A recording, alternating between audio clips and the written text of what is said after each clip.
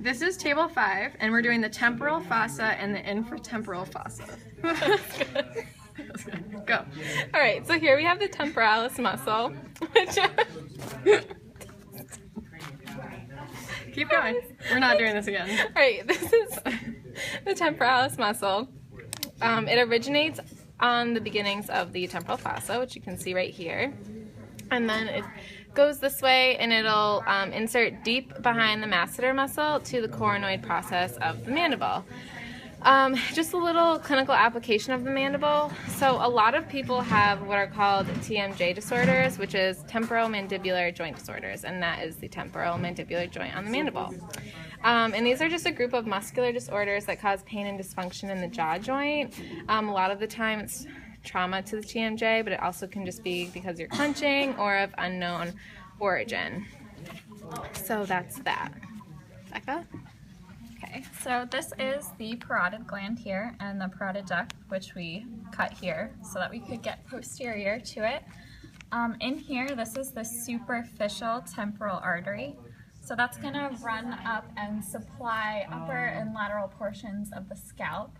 There's also deep temporal arteries that we couldn't see, which supply the temporalis, and they run between the temporalis and the cranium.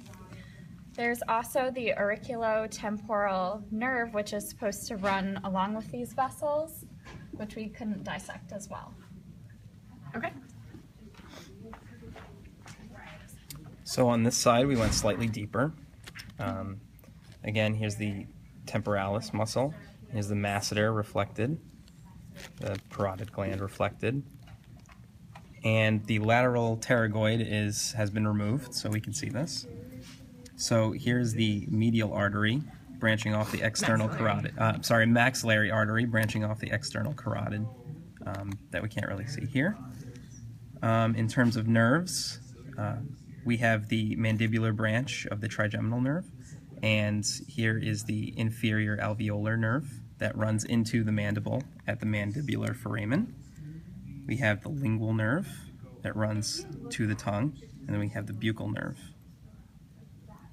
which apparently also has fibers from the facial nerve as well. Pterygoid? And then this is the medial pterygoid here. Okay. No, we did not find that. Right. Okay. Right, because it's deeper. Yeah, we did not find the sphenopalatine artery. So this inferior alveolar nerve is what's blocked for dental blocks for the lower jaw. That way, patients don't have sensation to the lower nerve there. And then trigeminal neuralgia. So for trigeminal neuralgia, the vessels around the trigeminal nerve will start to swell. If they start to swell, they can put pressure on the trigeminal nerve and just cause nerve pain in the face. It's a pretty common disorder.